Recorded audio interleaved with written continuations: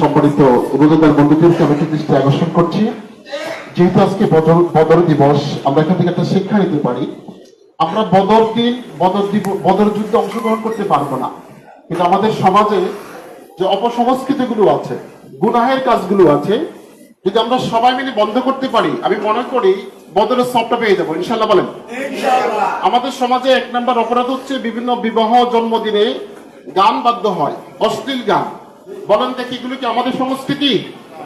সবগুলো বললো আমাদের সংস্কৃতি।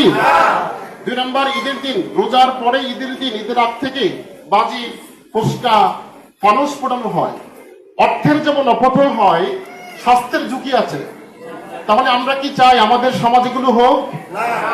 আমরা আজকে আমাদের এখানে যেহেতু রাজাপাড়া, নোয়াপাড়া